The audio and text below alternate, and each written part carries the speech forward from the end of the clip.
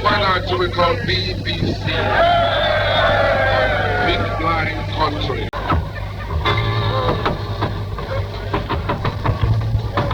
To start with, I am deeply flattered, and with all humility, this is news to me as I had left the organization by the time Fela in a 1983 interview declared me as one of the 3 people who had great impacts in his life and struggle. Like I wrote in my book, Fela Why Black Man Carry Shit, in the 1997 French edition, I quote, "My decision to part ways with Fela despite my strong belief in the Pan-African ideals he was propagating is one of the most difficult for me to make in the light of a conversation between Fela and some of us members of the organization, traveling back to Lagos from University of Nigeria and Nsukka after participating in a symposium. A nostalgic conversation took place between Fela and those of us in the car. We were reminiscent about the good and bad times we all in the car had shared, and at a point during our conversation, Fela turned and said, I quote, "ID, if you yap boys ever leave me,"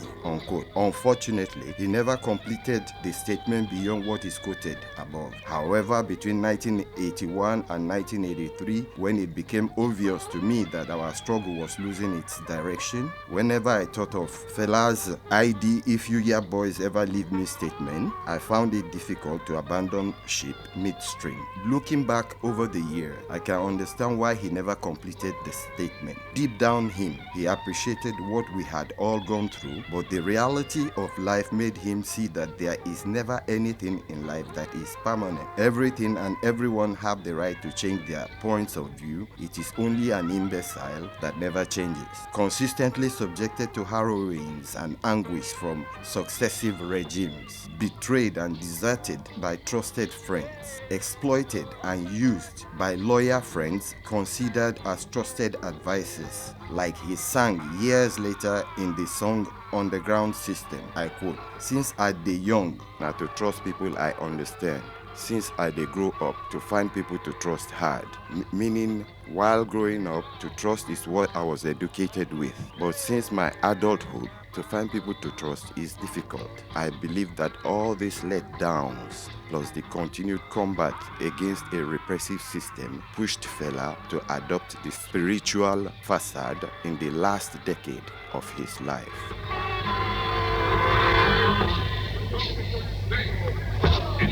Again, with humility, I will say I am greatly honored to be so considered by someone I consider my ideological and political mentor.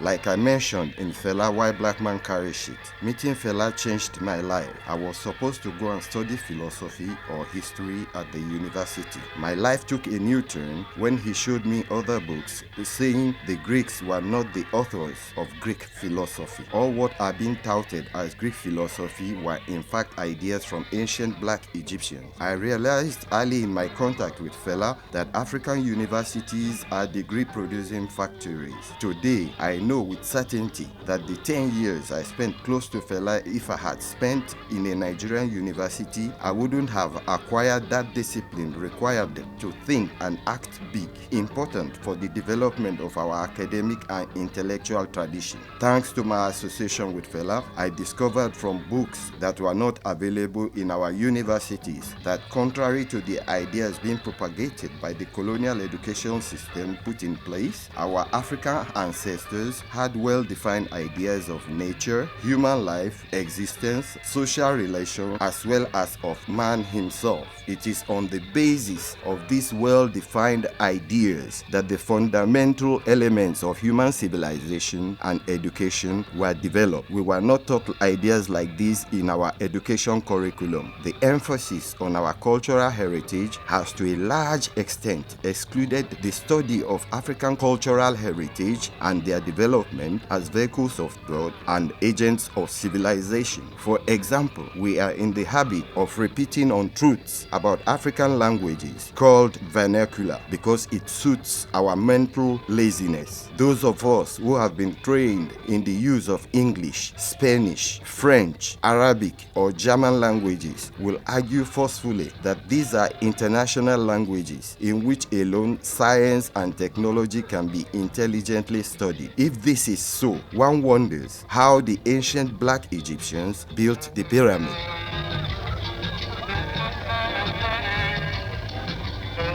It is unfortunate that I am yet to find a publisher for my latest work titled Fela: The Phenomenon and Legacy. I extensively touched on most of these questions. I explained that there were different currents around Fela. Friends from his teenage days, friends he became close to through his business activities and evidently his political activities, etc. It was in this group of politically motivated friends that I and my two other colleagues, Gary Okulemi and Duro Ikujenyo, became classified as we got close enough to Fela and the decision-making body around him. Towards the end of 1975, when he officially dropped ransom from his name and he took on Anikulapo, despite the decree by the military regime burning any form of political activities in Nigeria, we felt the need to organize and mobilize the Nigerian public to stand up and resist the draconian military dictatorship. To this end, we launched the Young African Pioneer Movement, YAP.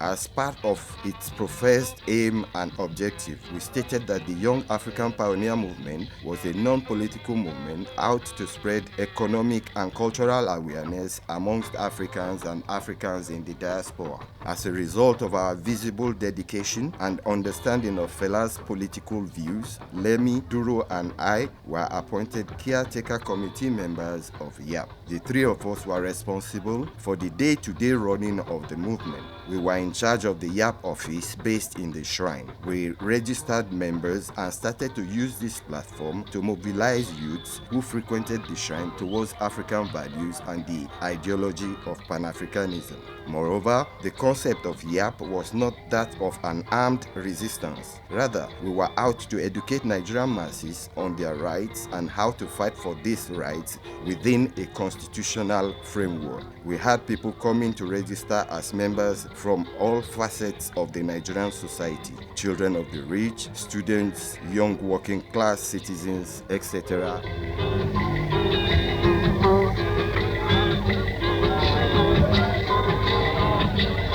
Fela was able to escape conviction from the army-controlled judiciary and was able to avoid long prison sentence from his political activities. It was his understanding of the law and his determination to stay always ahead of the law, taking actions that were defendable within the legalities of what was the Constitution. Remember that despite the decree by the military regime banning any form of political activities in Nigeria, we felt the need to organize and mobilize the Nigerian public to stand up and resist the draconian military dictatorship. If we had published a constitution or manifesto with these stated aims and objectives, the army regime would have used it against us in a legal battle. Political associations were banned by the military, public gatherings with political undertones were declared illegal. The only options left was our regular meetings at the shrine and our publications in the YAP news. Mobilizing the public was our number one goal, for proof that our non-publication of a manifesto enabled us to escape any prison conviction. See the Lagos State Government White Paper Report and the recommendation on the findings of Justice Aguanya Tribunal after the burning down of Kalakuta. I quote, "The government wishes to point out that no individual, no matter how powerful or popular, can set himself above the law of the land. Government will not allow or tolerate the existence of a situation in which is capable of undermining the very basis of a civilized society." Unquote. The tribunal recommended that the Young African Pioneer Movement be proscribed and its activities investigated by law enforcement agents. The finding of the Anya Tribunal was a clear indication of how army conveniently murdered justice. Neither YAP nor Fela did anything anti-constitution. We defended this view before the tribunal.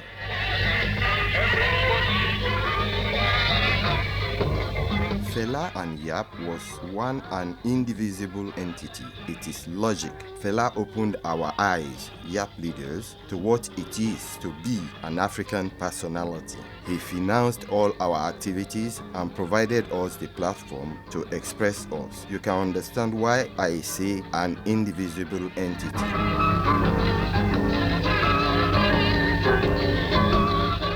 Like all Fela's attack on the military with his songs and public statements, Yap News carried issues openly critical of Nigerian military rulers' solution to daily problems of our society. For an example, in one of its publications, we condemned the policy where traffic offenders were subjected by army personnel directing traffic to physical punishment by the roadside. Yap News, from the African cultural standpoint, saw this act as a debasement of the African personality. Also published in his Chief Priest Say prepaid adverts in leading Nigerian journals, Fela said, and I quote, "Our country needs an authentic revolutionary ideology to progress, e.g. Nkrumahism," unquote, to put pressure on the government for an ideological direction for the nation. Publications in the Yap News called on the government to propose a national ideology based on the concept of Pan-Africanism in the new constitution for the nation.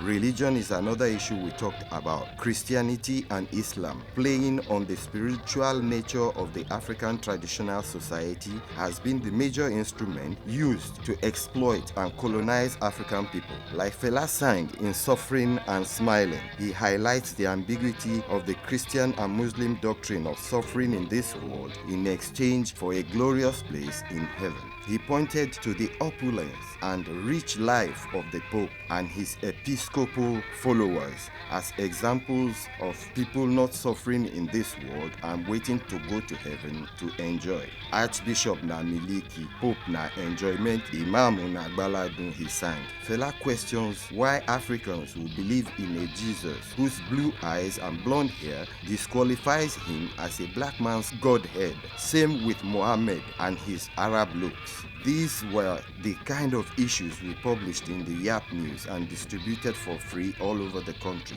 As soon as they came out of print, we sent in public transport Yap members with copies to various state capitals to distribute them at important junctions in the heart of the city. Contrary to what the Obasanjo regime 1976 to 1979 would have people believe, there is no doubt that Fela's refusal to participate in the Second World Black Festival of Art and Culture, named Festa, this plus the sea of Black Power salutes that surrounded him wherever he went in Nigeria, his uncompromising bold lyrics condemning government corruption, and his financing and publishing of Yap News were the true reasons behind the Nigerian army attack on Kalakuta on February 18, 1977.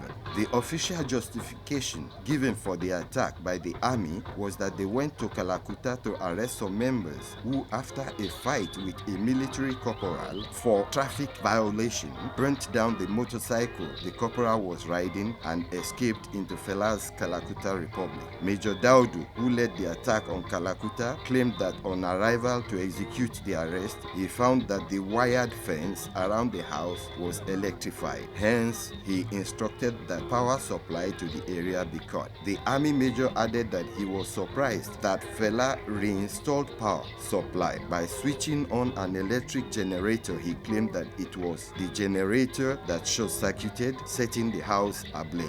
The excuse by the army was rendered useless by eyewitness accounts from members of the public who came forward to testify that they saw the army attack and set the house on fire. The electric generator, which the army claimed short-circuited, was mounted on a mobile truck parked outside Kalakuta Gate. There was no member of Kalakuta who had access to the truck while the soldiers surrounded the house. The tribunal sat regularly for weeks, hearing testimonies from more than 183 witnesses, both military and civilian. Among them were state firefighters who claimed that the attacking soldiers prevented them from fighting the fire when they arrived at the scene. There were also members of the public who claimed they saw soldiers carrying jerry cans, presumably containing inflammable substance, poured on the parked vehicles in front of the house to start the fire. Pictures were tendered to prove this. Although the proceedings of the tribunal was supposed to be, in theory, public, a New York Times correspondent, Mr. John Danton, covering the proceedings, was forcibly evicted by Nigerian security agents. He was deported the following day from the country. Finally, the tribunal submitted its findings in a report to the Lagos state government. The report said, among other things, that the fire was started unintentionally by an exasperated and unknown soldier. To apportion blame, the report blamed the Lagos State Police Command for the levity with which it treated allegations of crimes reported against Fela. What crimes, if one may ask? The tribunal recommended that since there was no hope that Kalakuta inhabitants could coexist peacefully with soldiers in the neighboring Abauti barrack, it suggested moving either the barracks or Fela from the area. It also condemned Fela for using the word republic to describe his house in defiance of the constitution, and it went on to suggest that the government should stop Fela from calling his house as such. The tribunal also recommended that the Young African Pioneer movement be proscribed and its activities investigated by law enforcement agents. From the manner the government report was worded, one would have thought they were directed at an army general planning secession or a coup d'etat rather than Fela, whose only weapon was music. His 1978 hit Unknown Soldier best explains his position vis-à-vis tribunal findings and the government position as expressed in their so-called white paper report. He classified the tribunal members as government instrument of magic. His use of the word republic to describe his house does not defy the constitution, as the constitution was suspended by successive military regimes ruling with decrees in place of the constitution.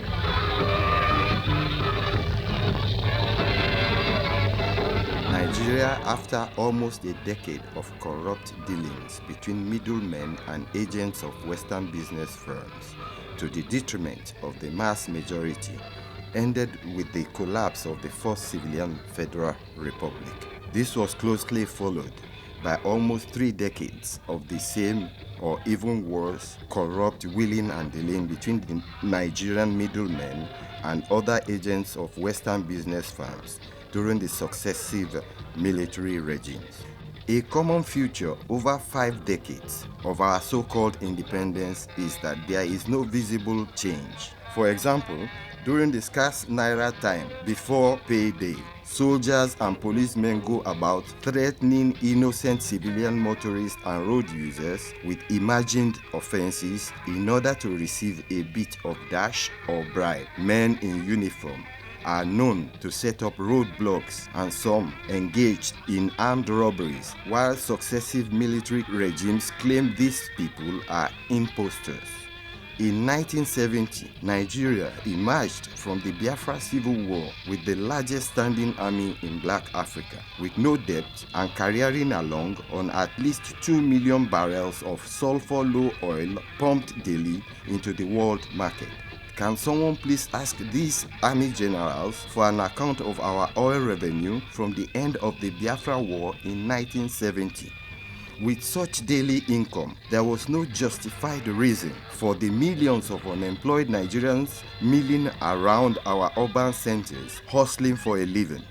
Judiciously managed, Nigeria could feed her millions of population and her sister countries. Corruption is the only reason. In order to enrich them, the military regime of General Yakubu Gowon, for example, embarked on prestigious ventures as solutions to solve the mounting economic problems of the nation. Building suspended highway networks to decongest the Lagos traffic, constructing a national theater, importation of food, all in order to take 10% cut. Scandals and accusations of corruption became the hallmark of the regime.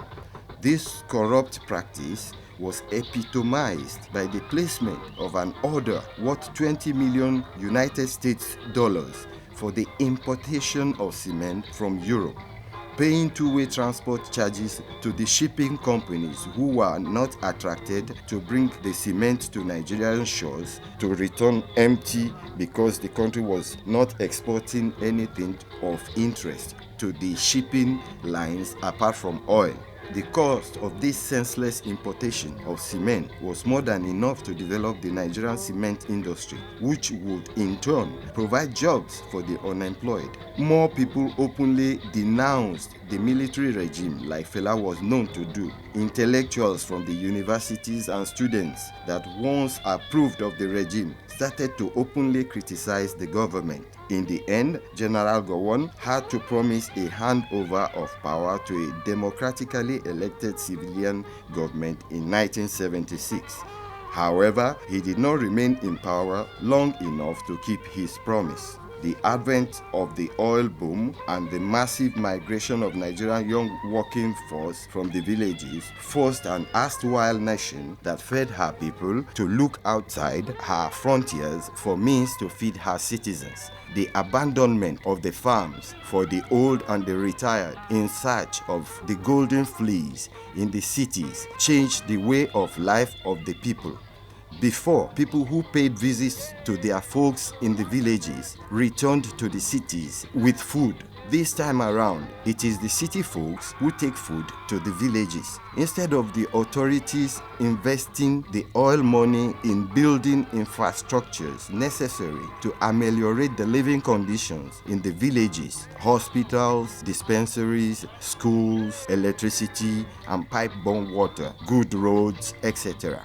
Successive governments neglected these social infrastructures that could entice the younger generation to stay in the villages. Instead, they embarked on building prestigious projects and organizing events. The result is that Nigerian big cities, like those of other so-called independent African nations, became massive markets for the West. Radio, car, television, air conditioners, construction materials, food, and all kinds of machinery, anything and everything are imported by those in government and their middlemen who grow fat off the sweat, blood, and tears of their fellow countrymen and women. With this development, immigrants to the big cities take up residence in ghettos and makeshift homes with few jobs available. Their only options were prostitution, illegal bars, other related professions. That was the political situation then, and from the look of things, it is still a part of the Nigerian and